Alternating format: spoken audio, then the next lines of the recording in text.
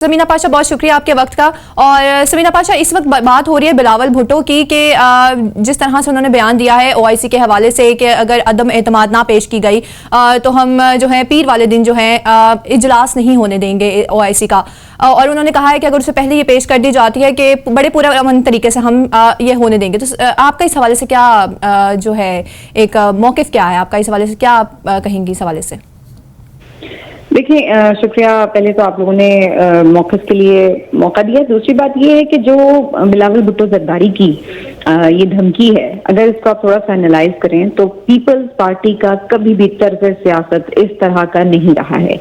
मतलब आप peoples party की सियासत से लाख इख्तिलाफात कर सकते हैं और होते हैं, लेकिन आमतौर पर ये देखा गया कि उनकी जो तारीफ एक रही है कि वो रियासती मामलात हों, वो फॉरेन इशूज़ हों, या फिर जो दीगर ऐसे मामलात हैं जहाँ पर रियासत की बात आती है, स्टेट की बात आती है, तो वहाँ पर या सिस्टम के रन होने की बात आती है तो वो वहाँ पर कभी भी इस किस्म के मामलात में मुलविस नहीं पाई जाती कि जहाँ पर सिस्टम को डीरेल किया जाए या फिर रियासत के मामलात को डिस्टर्ब किया जाए। अब बात ये कि जो ओआईसी का मामला है, ये कोई प्राइम मिनिस्टर साहब की जाती तकरीब नहीं है, ये कोई हम ये नहीं कह रहे कि हुकूमत ने ये किया, ये रियासत पाकिस्तान की एक तकरीब है। ये रियासत पाकिस्तान की तकरीब है जहां पर जामिन है उसकी फौज, जहां पर सिक्योरिटी के मामला, जहां पर उसकी पूरी फॉरेन पॉलिसी जो है वो स्टेक पर होगी। तो हम पीपल्स पार्टी जैसी सियासी जमात से ये बिल्कुल भी एक्सपेक्ट नहीं कर सकते कि वो इतनी गैर जिम्मेदाराना गुफ्तगू भी करे या इतनी गैर जिम्मेदाराना हरकत भी करे। पहली बात तो ये है। अब दूसरा सवाल फिर इस पर यह बनता है कि फिर आखिर ये धमकी भी क्यों दी गई? तो इसकी वही सियासी वजूहात हैं जो कि हमें पिछले कई दिनों से नजर आ रही हैं।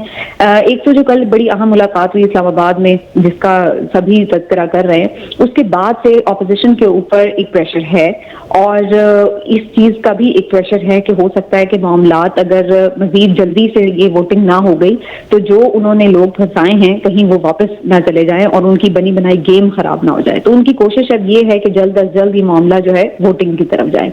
अब उसमें उन्हें अगर ये नजर आता है कि उसमें ताखीर हो रही है या कुछ लोग इसमें इन्वॉल्व होकर मामला सेटल करने की कोशिश करेंगे, तो इस वजह से वो थोड़ा सा प्रेशर टैक्टिक के तौर पर ये धमकी दे रहे हैं ताकि मुख्तलिफ जो मुक़्तदर हल्के हैं पाकिस्तान के वो उनसे राब्ता करें, उन्हें डायलॉग में इंगेज करें और वो उनके स्टेक्स को भी बीच में मद्देनजर रखें अगर कोई भी सेटलमेंट हो रही है। तो बुनियादी तौर पर ये सिर्फ एक प्रेशर टैक्टिक है।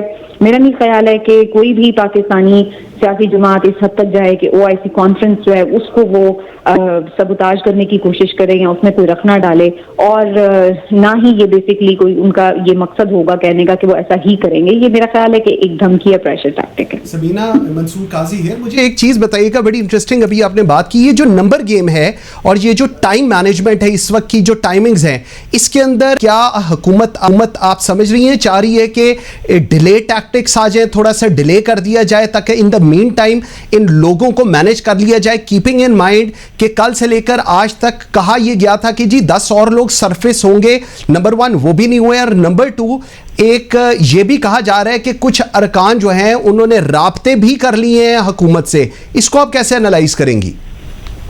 इसमें दो चीजें बड़ी इंपॉर्टेंट हैं। डिले टैक्टिक्स की जो आप बात कर रहे हैं वो बिल्कुल गवर्नमेंट की फेवर में जा सकती हैं। उसकी वजह क्या है? उसकी वजह ये है कि ऑपोजिशन ने, जैसे कि अभी आपने खुद भी कहा, नंबर गेम्स की जो बात हो रही थी, तो जाहिर है कि ऑपोजिशन को एक तो ये खतरा है कि कहीं उन्होंने जो नंबर पूरे किए हैं या जो बनी बनाई उनकी गेम है वो खराब ना हो जाए, जो मुनहरिफ अरकान है वो वापस अपने कैंप में ना चले जाएं।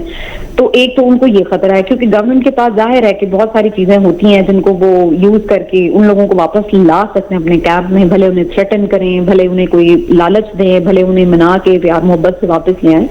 तो एक तो उनको ये भी है। दूसरी एक इम्पॉर्टेंट चीज है वो आपने देखी होगी कि जो गवर्नमेंट ने ये सोचा है कि इस मामले पर अदालत से रुजू किया जाए। अब देखिए, अगर मामला जो है वो अदालत की तरफ जाता है 63A की तशरीह का, तो फिर उसमें मजीद जाहिर है कि टाइम भी मिल सकता है गवर्नमेंट को कि जब चीजें सामने आएंगी, अदालत तशरीह करेगी, उसमें कुछ वक्त भी लग सकता है और उसके पर्सपेक्टिव में, उसका जो भी नतीजा आता है उसके पर्सपेक्टिव में भी चीजें बदल सकती हैं। तो ये जो दो मामलात हैं उसकी वजह से ऑपोजिशन ये नहीं चाहती है कि ये वक्त हुकूमत को मिले जहां से उन्हें कोई रास्ता मिल जाए, चाहे वो कोई कानूनी रास्ता अदालत फ्राहम कर दे या फिर वो खुद ही अपने मुनहरिफ अरकान को मनाने में कामयाब हो जाए। तो इसलिए ऑपोजिशन थोड़ी हेस्ट में हमें नजर आ रही है कि वो चाहती है कि जो उन्होंने तैयारी कर ली है, अब लोग अगर उनके पास जिस तरह भी आ गए हैं तो वो फौरन से वोटिंग करवा लें ताकि अदम एतमाद को कामयाब कराया जा सके। लेकिन गवर्नमेंट ये चाहती है कि थोड़ी सी उन्हें वक्त मिल जाए जिसमें वो चीजों को सेटल कर सके। तो अब देखते हैं कि ये इसमें कौन इस रस्ताकशी में कामयाब होता है। जी समीना पाशा, सुना है, आपको बहुत शुक्रिया इस हवाले से जो भी आपने बताया है और आपके वक्त का।